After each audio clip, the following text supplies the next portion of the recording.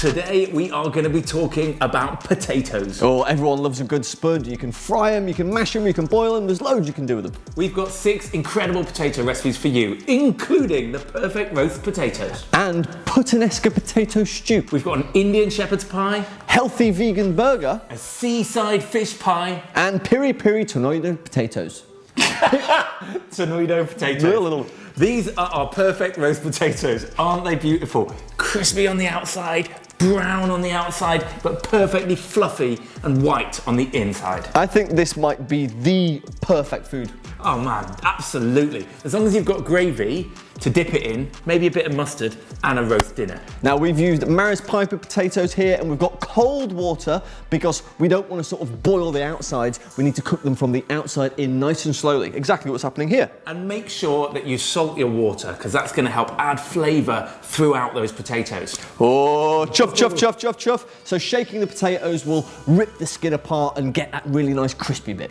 Of course, you can imagine the oil is going to like soak inside those little fluffy bits and crisp them all up. More surface area means more goodness. And we use olive oil because we think it just tastes a little bit better. But don't use extra virgin, use light if possible. Of course, this is another moment to season, so get a bit more salt on there. Not too much if you want to be careful and healthy, but we don't mind. Oh, look at them now, they're golden nuggets, true golden nuggets. It's like someone's been mining in San Francisco in the late 1800s. That's what we're looking for, we're panning for gold. And that gold now is going to come in the form of some garlic, which will add halfway through the roast of those potatoes, and maybe a little bit more oil and salt. Yes, and look, some flavour as well. We've got fresh rosemary, we've got fresh thyme. You could throw sage in there. And look, season again, season, season, season. I cannot stress enough, these are the perfect roast potatoes. 40 more minutes is going to bring them to a perfect place. We haven't even cut them in half. We've got full potatoes, crispy and fluffy. And look, if you serve them with our beautiful mushroom Wellington, it just works perfectly together. Bit of rosemary for set dress more than anything else. It looks delightful, doesn't it? That's posh, isn't it? Oh yes, mate. Very posh. If you're going to make a roast potato, you might as well make it properly, and it deserves to be dressed well. I always think it's good to make way too many roast potatoes because you always want more. Oh, 100%. Like, what? Look at that, really. I mean, if it was Sunday right now, we'd be buzzing. Maybe we should cook this later on. Yeah, I think that's probably a very good shout. Brussels sprouts as well. Oh. They do. Look, wait for the fluffy. Wait for the fluffy.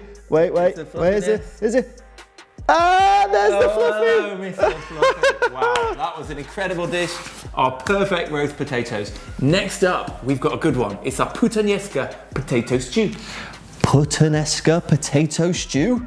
Goodness me, it looks amazing, doesn't it? It does. So given right now there's not much pasta available in the shops, this is a perfect way for you to get your Puttanesca flavour. Puttanesca, of course, is normally a pasta sauce, but we're using new potatoes instead. And this recipe is from our 4th book, Healthy Vegan, which you just saw on the screen just then. And it's the same thing as before. You are cooking the potatoes from room temperature in cold water so they don't boil the outside. They're going to have about 12 to 15 minutes. We don't want to overcook them because they need to stay kind of firm in that sauce. And now we're going to get on to the beautiful Puttanesca sauce. And we love a shallot here. I do. We love the shallot. That's shallot. That's shallot right there. The nice thing about the shallot is they're going to cook down quicker. They're going to be a little bit sweeter as well. And so speed and sweetness is the aim. And chili flakes is great for flavour. Tomato puree for that rich colour and wonderful flavour. Oh, look at this. Now, Puttanesca is kind of it's got a rude derivation. It actually kind of means slut's pasta. Oh, goodness. Can we say Italian. that on YouTube? Yeah, I don't know if that's politically correct to say that. It is just the derivation of the term in Italian. It's kind of like a naughty, spicy, fiery dish, packed with heat, packed with tomatoes. And look, the potatoes are back in that lovely tomatoey sauce now. And you could just go there, but we're not going to stop because spinach is something that you need, like Popeye does, for iron. And this isn't actually traditional. No. If you really think about Puttanesca, it would be red sauce. But because we're plant-based, because we want to be getting that iron in, because we want to be getting those greens in every day, we always like to add a little bit of spinach if we can. And I think, correct me if I'm wrong, but Puttanesca sometimes have anchovies in, which is sometimes something we don't have, obviously. Yeah. But we're getting that saltiness from those wonderful Kalamata olives. And that is it. It was a super simple dish. This is a great one if you're in quarantine or, you know, on the lockdown, because it's pretty much store cupboard ingredients, apart from the potatoes and the spinach.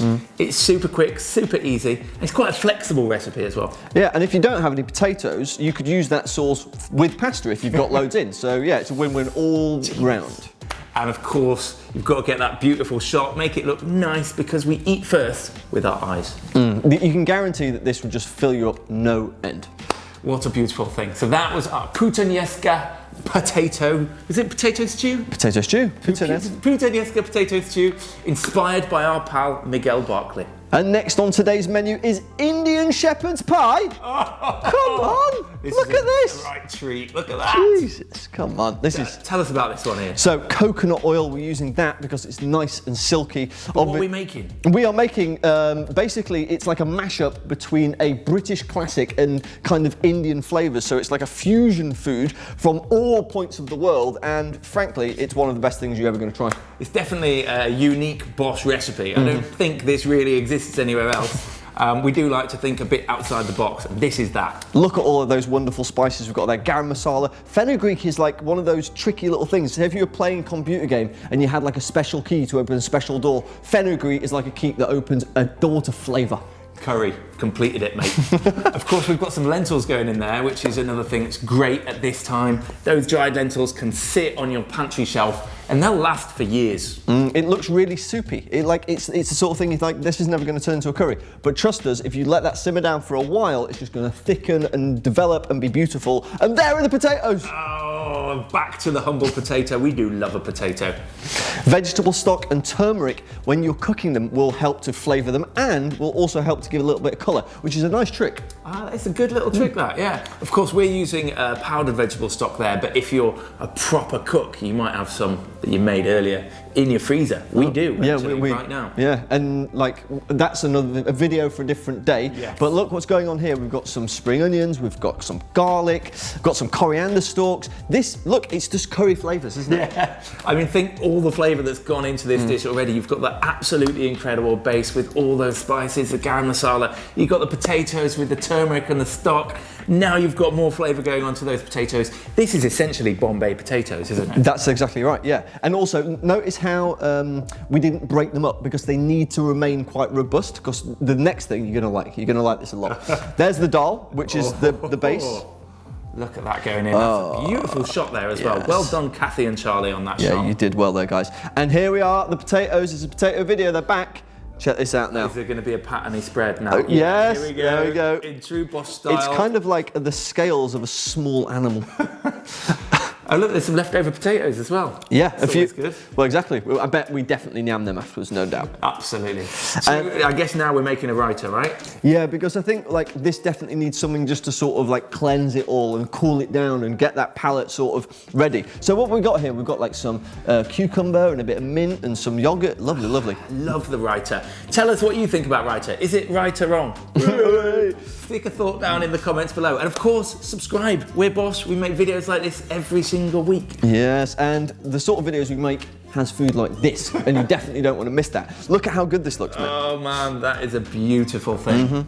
Yeah, done. And I think that this is cool as well, because you could we had a dal in the bottom, but if you had a different curry recipe you wanted to put on the base, it would work with loads of things. Yeah, and that's a pickle going on there, which I always like to have alongside a curry. That's a good thoughtful there. Oh man, yes. Oh my days, look at that. Well, that was incredible. Our Indian shepherd's pie. Hope you loved that. We've got another incredible recipe coming up for you right now. Healthy vegan burger from our fourth book, Healthy Vegan. Very excited about this. I mean, I love a burger. It's like anytime you're eating food with your hands, you're in a good place. Look, we've mixed it up a bit. We said that this video is about potatoes, but we've got some sweet potatoes in here now too. Of course, the sweet potato is going to be great because they taste a bit sweeter, but also they're lower GI, maybe a little bit better for you. And it's just changing things up a little bit as well. May I just say, shout out to that set dress. That is a beautiful looking set dress. Look at all that fruit and veg. Super duper nice. Okay, so we're making a burger, so this is going to be quite an interesting process. We've got brown rice, we've got those lovely roasted sweet potatoes, and then fantastic black beans. Oh, you can use whatever beans you've got in your cupboards. You know, you can freestyle with this a little bit. You can also freestyle with the flavors. So once you've blended this all up, taste that burger patty mix, and then refine it. If it needs more salt, maybe a bit of vinegar. Learn to taste as you go is a good thing. Look at the consistency of it here. There's some fresh onions, but it's really sticky, and it's like it will form into whichever shape you make it. So it's perfect for making burger patties. Perfect patty material. Perfect patty material, honey. And that set, Jess, is looking grand. Yeah, it does. And now here is. So the thing is, when does a burger become a burger, and when does a patty stop being a patty? Maybe. Well, the burger is the thing and the patty is in the middle. Yeah. Burger is 2 bits of bread around a patty. That's right. But what about a lettuce burger? Like, does that count? I don't know. Yeah. But it's a good question. Let us know in the comments what you think about burgers and patties and how we should describe them. What shape is the universe? Did we ever really exist, or is it all just a fantasy? Let us know what you think. I'll tell you what's fantastical. What's that? This! Oh, coleslaw. Yeah, man. I mean, like, look, there's more than enough here. You can definitely pop some of that away for later, but you'd be glad of it because they're so delicious. And cabbage is the kind of thing that, you know, you don't often cook with in normal day-to-day life, but it's so good for you. It's so tasty if you cook it right. So try this recipe. I'll tell you what's really cool about that as well. Like, if you had this massive amount of coleslaw, do you know how we made a guacamole? Could you make a coleslaw-aroni? Absolutely. Like coleslaw and a bit of pasta. Coleslaw-aroni.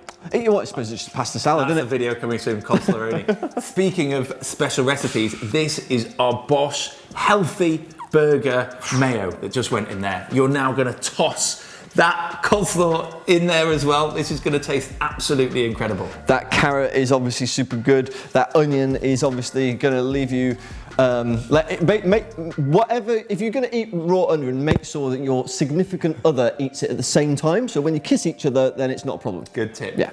We like to talk about eating the rainbow, and looking at that spread right there, this is what eating the rainbow should look like. You want some red vegetables, you want some green coloured food, you want some purple, some orange on a daily basis, so you know you're getting loads of good nutrients into your body regularly. One thing that this is going to have as well is just texture. Texture on texture on texture. There's loads. It's got crunchy, it's soft, it's truly satisfying. Yeah, man. Look at that. Why are we watching this? Like, I'm hungry now. I haven't had any, barely had any breakfast, definitely haven't had any lunch. Really hungry, goodness me. I want to go back in time to when we cooked this and eat it now. You should cook it at home. This is an incredible burger. Do let us know what you think down in the comments below. And again, if you're not subscribed already, remember to subscribe. Oh, it's a delicious thing. We've got lots more burgers. They're all plant-based. They're all delicious. And for now, we've got loads more potato recipes. And next up, we've got something that we cooked for Prue Leith. It's our creamy seaside fish pie, and it's going to knock your socks off.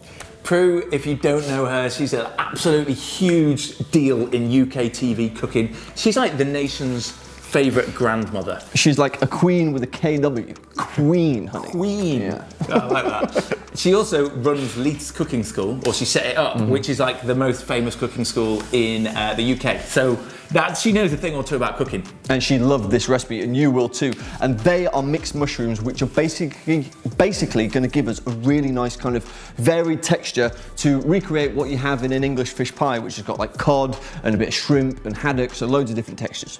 So actually, the more kind of mushrooms you can get, the better. Like different shapes, different sizes. Of course, those mushrooms are going to disappear as the moisture leaves, just leaving us with that gorgeous mushroomy flavour. And then we're going to hit it with more flavour. Then we've got capers, we've got nutritional yeast, there's whole grain mustard, lemon, all things that you associate with the seaside food.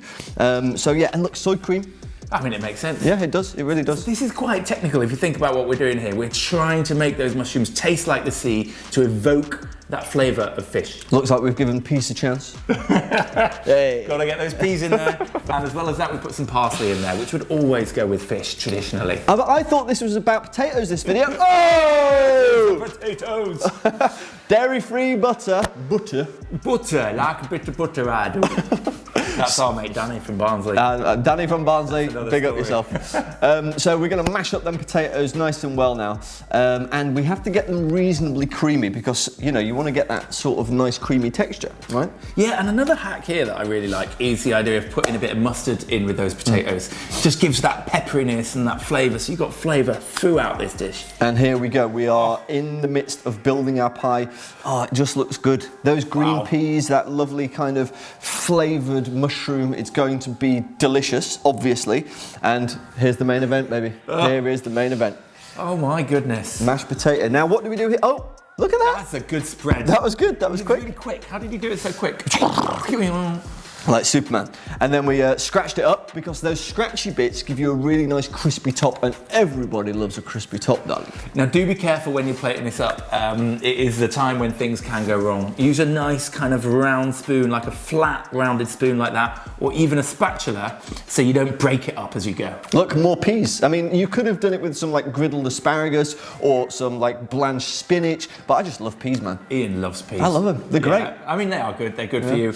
I probably would do asparagus. That would be quite nice. Look, a bit of broccoli. I know you don't like the fact that there's ketchup in that shot in the top left. I didn't see the ketchup. What? That's sacrilege. What are you doing?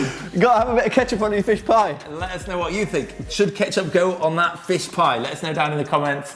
Do subscribe if you're not already. And this is the last recipe. Save the best till last. We may well have done that. This is a classic. It went viral on BOSH very, very recently, like millions and millions of views, so check it out. So this is the Peri Tornado potatoes. Why is it called tornado, I hear you ask? Well, because it's gonna look like a whizzy whizzy. That's what it's gonna look like. Oh, look at this, man. That is a cool looking thing. Yeah, it really is. It's quite a challenge to do, right? So if you are making this at home, you do need to be really careful with the knife. It's very easy to break off one of those bits. Be very careful with your fingers as well. Now, there's actually, you could make little chips out of like new potatoes, which would be really, really cool. This is fun food. This is definitely fun food. It's kind of bonkers party food. And one thing I would say about this video, actually, being the last video in our potato series, if you are into potatoes, we've got loads more potato videos coming your way over the next week on BOSH. But this one is definitely our favourite. It is really, really good. I mean, like what we did just there, we put it in the oven and we sort of baked it down, but we could have quite easily turned it into a massive curly chip and just fried it. So as you can tell, we love potatoes. We hope you do too. We've got loads more potato recipes coming on BOSH over the next week, so stay tuned. We may be cooking some potatoes live as well, as we're locked down in our kitchen studio. Do you know what? My grandmother used to call potatoes tatties, and my mum told me recently that apparently I told my grandma off for calling them tatties. I was like, Grandma, they're not called tatties, they're actually potatoes, and she's like, what the hell do you know, boy? No, definitely not. Sorry about that, grandmother, on Ian's behalf. Yeah. Meanwhile, that's the end of our video. Do let us know what you thought down in the comments below. Subscribe if you're not already, and hit that notification bell so that you know when we go live. Now, this video, as you know now, was all about potatoes. What else do you want to see from us? Let us know below. Big love. See you next time. Bye.